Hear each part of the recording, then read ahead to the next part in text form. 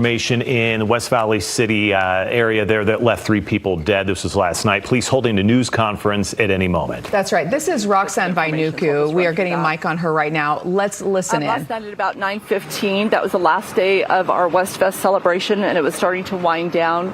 The WestFest Carnival actually was intended to close at 11 p.m. last night, and this was at about 9:15. On the north end of the carnival, near the main entrance, a 16-year-old male produced a handgun and began firing east toward an 18-year-old male. That 18-year-old male was hit multiple times. There were other innocent bystanders hit by gunshots, and they were in that same line of fire as that 18-year-old male. There was a 41-year-old woman and an 8-month-old baby boy who were both struck. Both of them were taken to the hospital where they ended up dying. There were also 2 teens who suffered non-life-threatening injuries. So the victims in this case are 18-year-old Hassan Lagundi of West Valley City, who appears to have been the suspect's intended target. 41-year-old Fnu Rena of West Jordan. She's the 41-year-old woman who was killed in this. We'll not be releasing the name of the 8-month-old baby because he's a juvenile, but we can tell you that he's a baby boy and that he's from West Valley City. 2 other teens were struck by gunfire, as I mentioned. They don't appear to have had any involvement with the suspect, but also just happened to be in that line of fire. These teens, a 17-year-old female and a 15-year-old male, were both hit in their arms. They've been treated at hospitals and released. When these shootings occurred, 2 West Valley City police officers who were nearby engaged the suspect. It appears that one officer fired a single round to the south toward where the suspect was headed, and there was a large stationary backdrop behind him. That round did not hit the suspect, but officers did converge on him and took him into custody within seconds of this incident happening. We're still trying to piece together exactly how the incident started. Many officers witnessed some aspect of this shooting, but we've not been able to talk to the 2 officers who actually engaged the suspect, and I want to explain why that is. An officer firing a suspect is an officer-involved critical incident, and when something like this occurs, it's investigated by an outside agency as part of the Salt Lake County Critical Incident Protocol. This protocol was established, of course, to ensure impartiality in these types of investigations. A team led by the Salt Lake City Police Department is conducting the investigation into the officer-involved critical incident portion of this incident. And as such, we are not privy to the involved officers' statements. So we have not talked to either of our officers who actually engaged the suspect. In short, then, there are simply details that we will not know until the investigation is complete. Now, that, again, is to preserve the integrity of the investigation and to provide an impartial investigation. So we are not investigating our own officer-involved critical incident. That's being done by a protocol team led by Salt Lake City.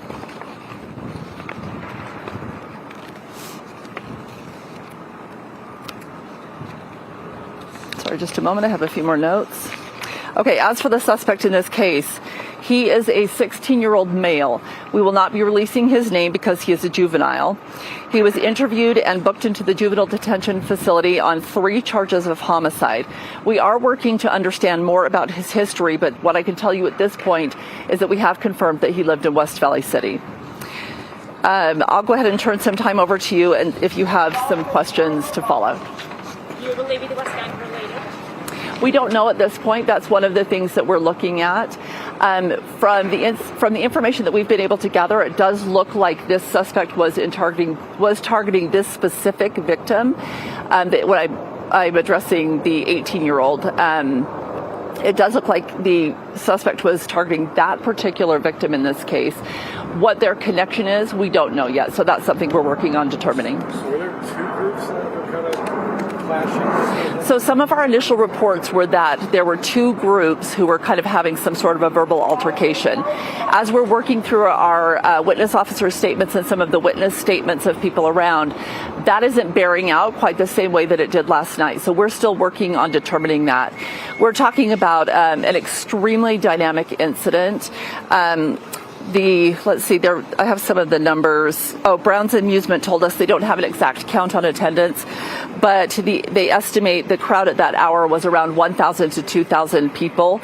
The carnival was preparing to close at 11 p.m. They'd started their shutdown process, so the numbers were dwindling a bit, but they are still estimating 1,000 to 2,000 people there. So we are working through a lot of witness statements, a lot of officers' statements, and we're not seeing as much information about two groups coming into a conflict, but more of the suspect specifically going after this one particular victim.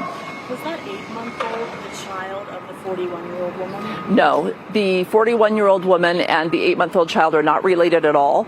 They were actually quite a distance from each other, but directly in line behind where the where the suspect was firing toward that initial 18-year-old victim.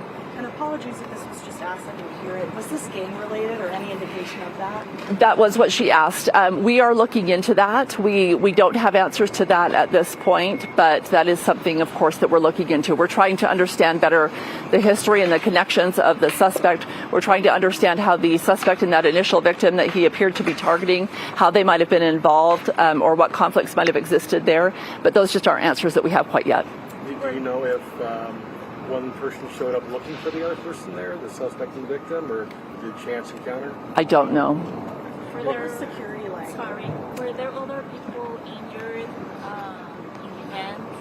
So there are the people who I described to you. We have the 3 who are deceased. We have the 2 teenagers, each who were shot in the arm. Last night we had a report of a pregnant woman who was trying to escape, who was hurt trying to climb a fence, not any kind of a significant injury. I mean, honestly, I'm sure if you started adding up all of the people who tried to flee, there were probably a number of people who maybe suffered some bumps and bruises trying to get out of there. We don't have all of the information on that, but the significant injuries, the ones that required hospitalization or treatment at a hospital, those are the ones that you're aware of. Hey, Roxanne, yes. A lot of people witnessed some very horrific things last night. Can you talk about victim services, what's available to those who witnessed an infant shot, a woman shot, and you know what I mean? What's out there for these people? Absolutely.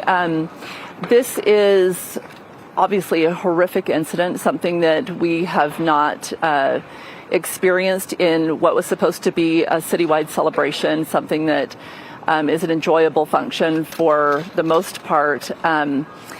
Lots of people around, lots of first responders, lots of people coming into contact with an absolutely horrific situation. For folks who may have witnessed this and would like to reach out to us, we do have a victim services office. We'd be happy to help direct people toward resources to help process what they have seen and what they've witnessed in this occasion. And then, of course, our victim advocates are working with these families who've lost their loved ones to try to help them through this process.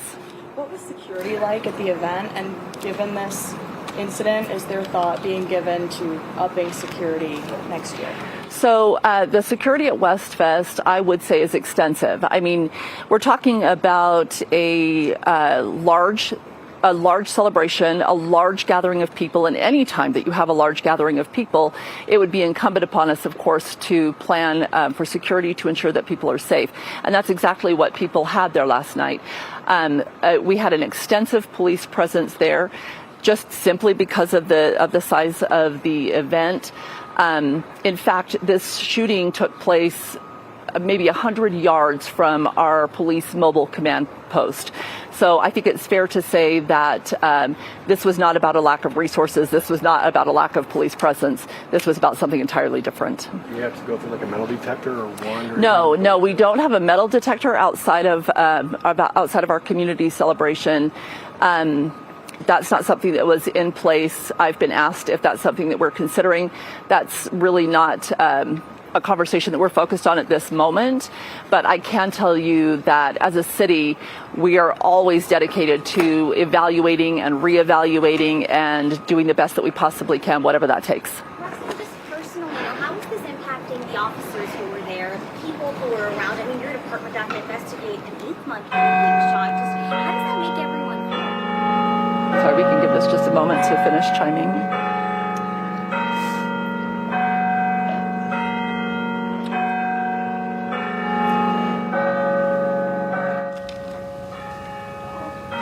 Okay, we're sitting here waiting as the bell chimes there, and we're still getting updates here on this shooting here. Is it over? Okay, let's listen back. So she asked how the officers are feeling. I've not had a chance to speak personally with many of the officers, but sorry, make sure that's finished chiming. This is obviously an extraordinarily tragic situation. This is obviously something that no one would want to encounter, let alone be so deeply involved in it. I will tell you personally, I am so grateful for the quick response of these officers. I would call it nothing short of heroic that these officers rushed into a crowd where gunshots were being fired and quickly brought this suspect into custody.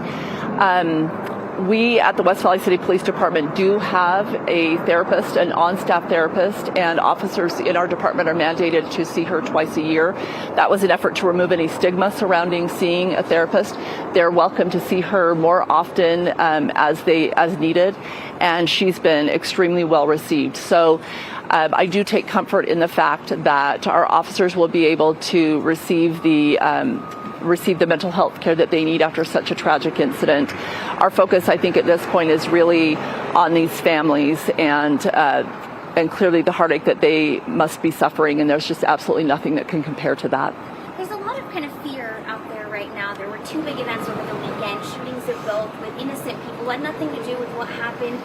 What do you want people to know and take into consideration? How do you hope they still are able to participate in events, or what do you recommend? Yeah, I think, our mayor and city council released a statement, and I think they said it really well, and I'm just paraphrasing here, but they talked about how, this is not our community. This is not our West Valley City. People who live in West Valley City are very proud of where they're from, and there is, there's a lot of support and caring and those types of thing in our community. And I think our mayor said something to the effect of, let's stand by these people in their grief. Let's stand by these people who have lost their loved ones, and let's rededicate ourselves to this city the way that we want it to be, a safe and wonderful city for the people who live here. We've heard from people who were worried about WestFest in years past, and this kind of just adds to that. What do you want? Do you hope the city can do anything, or what can be done in the future to help prevent this? So like I said, we are always evaluating best practices. We're always evaluating how to operate things more effectively, more efficiently, more safely. So certainly this will be something that we will look at. But, this is an unfortunate and tragic incident. And I think I wouldn't want to have any kind of a knee-jerk reaction. I think this is something that we need to take a close look at and really evaluate and work through some of the questions surrounding this so that we can make our community events, which our community deserves to have, the best and the safest that they can possibly be. Roxanne, can you take a moment to focus back on the victims? Okay, you're listening live to the news conference here with West Valley City Police. The PIO there giving us an update on that shooting from yesterday. A tragic situation. 3 people dead. Again, 18-year-old man, 41-year-old woman, and a baby boy. So awful on all levels, but that's the update right now. Salt Lake City Police investigating the incident along with them. Shara Park is out there live at the scene. She will gather more information. We are going to continue to follow this story. We'll bring you updates. We're going to get you back to regular scheduled programming and see you back here at 4 o'clock. That's what I think. Year-old Fnu Rena of West Jordan. First name is spelled F as in Frank, N as in Nancy, U, and then Rena, R-E-E-N-A. And then, of course, we have the 8-month-old baby, which we won't be releasing a name there. Okay. When do you expect to be able to talk to those 2 officers and get more details? So we wouldn't be able to talk to them until the investigation by the protocol team is complete. And I hope that makes sense to everyone. This was an effort started sometime back to ensure the impartiality of officer-involved critical incident investigations.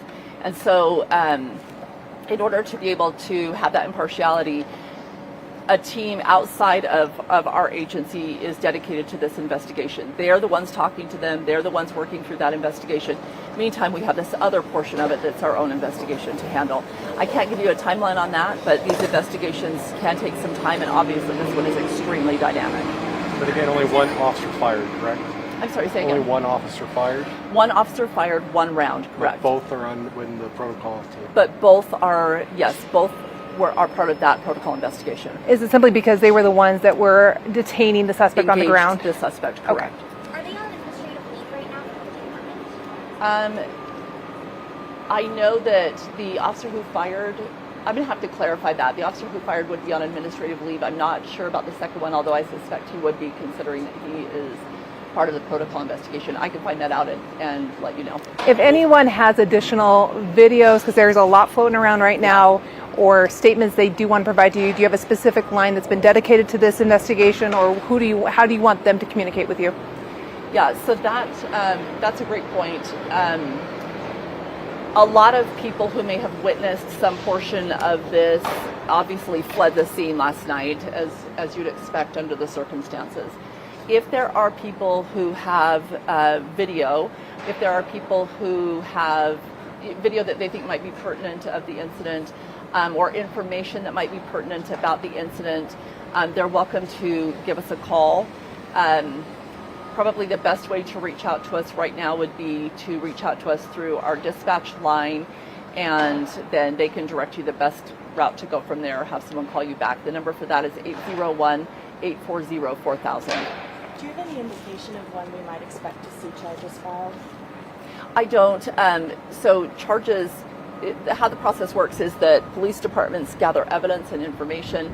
They screen that case with the district attorney's office, and it's the district attorney who determines what charges would be filed and when. In the prison arrest, did that officer's round hit the suspect? It did not. The officer fired one round toward the suspect. That round, the trajectory was toward the south. It went toward the suspect, and then there was a large backdrop, a large solid object backdrop behind him. There were some questions about if the officer's firing could have possibly been responsible for the bystanders who were hit. And there is an enormous investigation underway, and all facts will be revealed as this investigation goes through. But from what we can tell at this point, the people who were hit by the suspect's bullets were the ones who were toward the east, who were being fired upon west to east. And then the officer fired one round from north to south trajectory, so entirely different directions. And so do you know after he fired the shot, did the suspect give up, or did they have to go tackle him, or how did that all? I'm not sure exactly, but I know the officer fired one shot, and then almost immediately they took him down, just hands-on took him down, two officers. And were the victims all like in the same general, like within feet of each other, or how spread out? I don't know the exact distance, but what I do know is that they were kind of in a line, down the midway. There was kind of a with the initial victim being toward the front, and then the infant victim kind of next in that line, and then the 41-year-old woman kind of next in that line, but a distance separating them. And I'm not sure the exact positioning of the two teens. Do you know what sort of firearm was used? It's my understanding it was a handgun. And Roxanne, did the suspect have a gun? Did the victim shot and killed? Did he have any weapons on him? Not that I'm aware of. I don't know exactly what was recovered as far as after his body was removed from the site, but at this time I'm not aware of any weapons on the victim. How many shots did the suspect shoot? I don't know. That's something that will be part of that that full investigation. Do you know how many cops were just on scene at WestFest as the shooting was happening, from a security perspective? I don't have an exact number. I'm sure that's something that I could get for you. I can tell you that there are an extensive amount of resources devoted to WestFest, as you'd expect, and literally the police command post was within line of sight of where the shooting occurred. Okay, thank you. Okay, that One last question. yes. Roxanne, going forward, you had briefly mentioned this. This is a community event that you want to have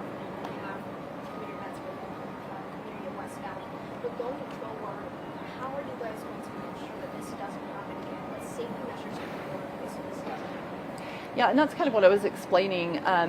We're very early in this. Obviously, we don't want to just have some sort of knee-jerk reaction to this event, as horrific as it is. What I think we would like to do as a city is to take the time to fully process exactly what happened, look at all of the aspects that surround it, and make educated and wise decisions for our community. All right, thank you for being here today. Please continue to follow Twitter, aka X, and I'll provide updates there. There's nothing that comes to mind that I anticipate being an update very soon. I'm double checking my notes. Yeah, there's nothing that I could think of that would be updated very soon, given that we've been able to release that information. But anything that we do release will come out through there, and if we have need for another media availability, I'll let you know through there as well. Okay, thank you.